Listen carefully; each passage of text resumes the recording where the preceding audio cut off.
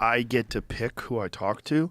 So I only talk to people that I'm fascinated by, or someone who's interesting to me, or something like, oh, this is gonna be cool.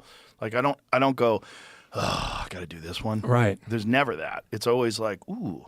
Like, Yeah. What is this? it? How do you fucking study that? Like, Yeah. how'd you get involved in this? Like, where'd you learn that? Yeah, I wish this were actually true. Everyone who has ever watched and loved JRE would love for that to be the case, but I think most people would agree that this used to be true and that today both Joe and his podcast are very different. Of course, there are exceptions. Bradley Cooper was a guest in a recent episode, and it's obvious that he prepared well for it. He watched a few episodes beforehand, so he would know what to expect. He's genuinely excited about the concept of a multi-hour unedited conversation, especially compared to today's short-form content that relies on the increasingly short attention span of its audience. Yeah. But that's your nuclear power. That's why the show's so magical. Well, the crazy thing is there was no plan. And the way you don't edit it, the way that the pauses are there. You know, it's even so much as when you're like, I go take a piss. And then it's back. I'm always like, whoa, what just happened? Yeah. Weren't we supposed to go to the bathroom with them? Do you know what I mean? Like, I'm so sucked in. I'm so in the room. Maybe we should start doing that. Maybe we should start following people to the bathroom. But you know what I mean? Right, it's such like, wait, what? Yeah. Wait, what do you mean? How come it just, where'd the time go? Wait, what just happened? Right. Yeah. After a long time, Joe Rogan finally had a guest on that made the podcast worth watching, and after which you didn't end up hating yourself for watching it. I'd even go as far as to say this episode gave me real vintage JRE vibes. The guest is authentic, interesting, and at the same time, incredibly popular, an A-list celebrity. Back in the day, guests like this used to come to JRE regularly. That's when all the strengths of a 3-hour podcast really shined, because we actually got to know huge stars in a format we almost never see them in. Normally, they just do short press interviews to promote a movie and answer the same repetitive PR questions. A 3-hour podcast allows you to get to know someone on a deeper level because you simply can't prepare for every single question. That said, Joe used to be more willing to ask a wide range of questions instead of, constantly circling back to the same talking points. These days, when you see who the guest is on JRE, you often have to Google them just to figure out who they are. And of course, that massively lowers their chances of actually watching the episode. There are exceptions though. Bradley Cooper is a real breath of fresh air, and the comments clearly show that most people agree. Bradley is a great guy. He notices everyone and occasionally looks at Jamie when they're laughing. It's authentic to know that Joe and Jamie are on equal footing when it comes to what they're discussing. Joe talks less when he has authentic guests. Cooper interviewing Rogan for 3 hours. Bradley Cooper is handsome, rich, smart, super successful, funny, and seems like a genuinely nice guy. What a jerk. What makes him especially relatable is the way he talks about other celebrities, almost as if he himself isn't a massive star.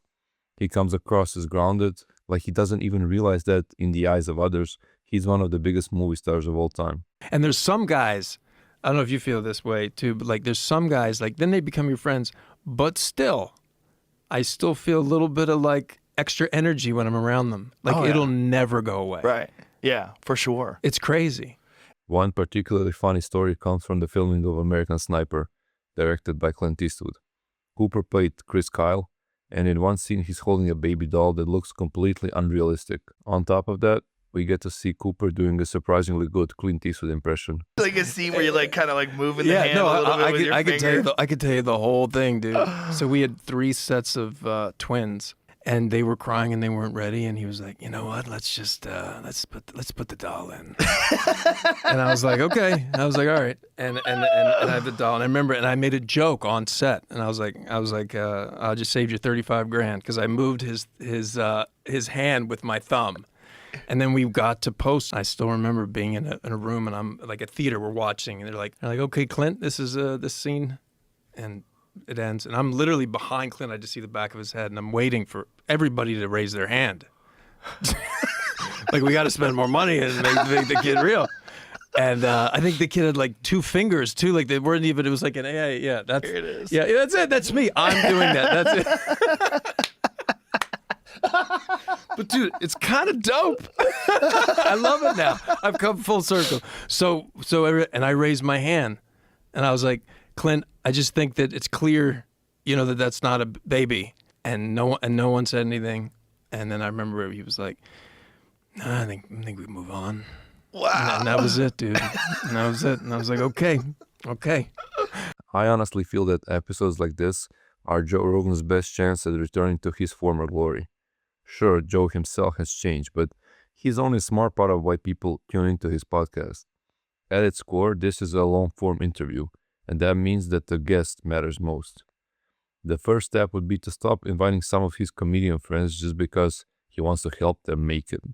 His podcast is simply too big of a stage for testing unproven material. Is Joe really that altruistic, genuinely wanting everyone to succeed? Or is his ego also involved?